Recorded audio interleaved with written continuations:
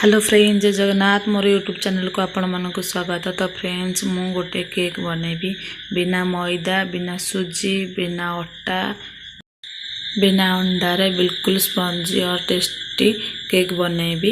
ये शीघ्र बन की रेडी हो देखा जमी सुंदर खाइबा सेमती टेस्टी। मु आज बिस्कुट रे केक बनाऊँ। तो चलतु केक बनैबा स्टार्ट करवा। प्रथमे मु गोटे मैरीगोल्ड बिस्कुट नहीं, ये 40 टंकिया बिस्कुट। तो ये बड़ बिस्कुट मैं फुल पैकेट बनैबिनी, एथिरो 2 लेयर नहीं कि बनैबी। बिस्कुट जाक को प्रथमे छोट छोट पीस रे खंड करदेबा, नहले ग्राइंडर हिला टाइम रे ठीक से ग्राइंडर हबनी। तो गोटे ग्राइंडर जार नबा, से बिस्कुट जाक को ग्राइंडर गोटे थर ग्राइंड करवा। से 2 चामच खंडे चीनी नेबी, गोटे कप खंडे मिल्क पाउडर नेबी। आपण चाहे एथिरे क्षीर व्यवहार करें। मो पाखे क्षीर ना, तो मुझे मिल्क पाउडर नहीं ताकू भल भाव ग्राइंड करनवा।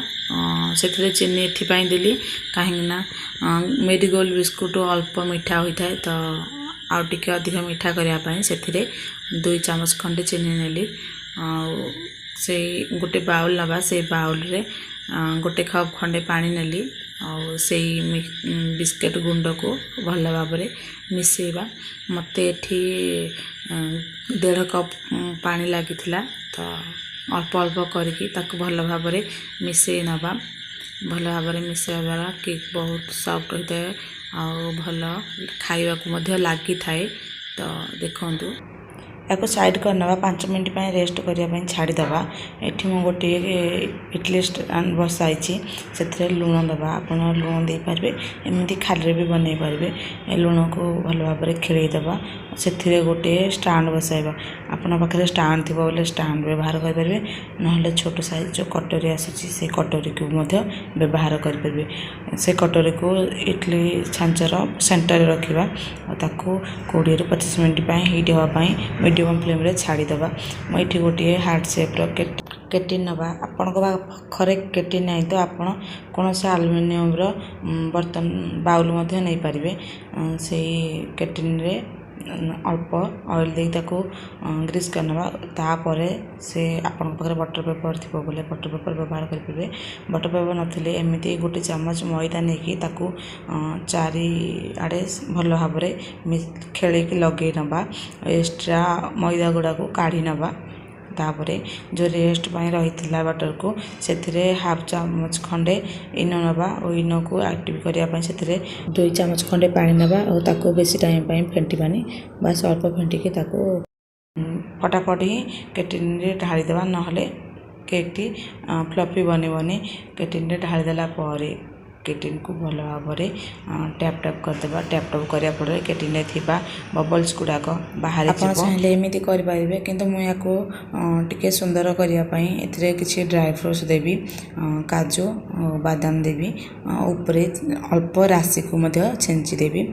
आपड़ चाहिए जमी सिंपल करने चाहिए सिंपल करेंगे, सुंदर भाव सजाऊ चाहिए सुंदर भाव सजाई पारे। आपण मानक मो वीडियो भल लगी तो please like comment share subscribe करने। मुझे बसई इडली स्टैंड गरम हो जाए, तो से केटिल को भल भाव देदेवी और ताको घोड़ेदेवी। आपको 20 ରୁ 25 मिनट आपण केक को बेक करेंगे।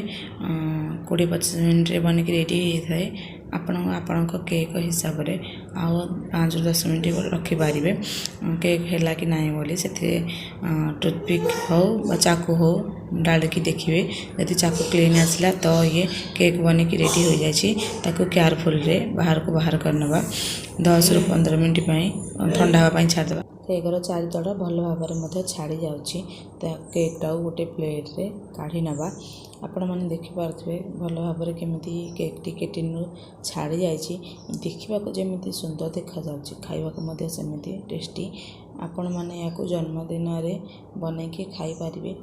पिला मानकर बहुत फेवरेट होता है। या बनइबा एत भी कष्ट नुह कि ये कंचा रही कौन संभावना भी नहीं। बास या एमती गोटे थर बनातु। आपण मैंने देखु केक टी केमी स्पंजी देखा जाउची, बिल्कुल परफेक्ट तरीका से बनी जाइए। तो एमती बनातु। आपण मानक मो वीडियो भल लगा तो मो चैनल को सब्सक्राइब कर देबे।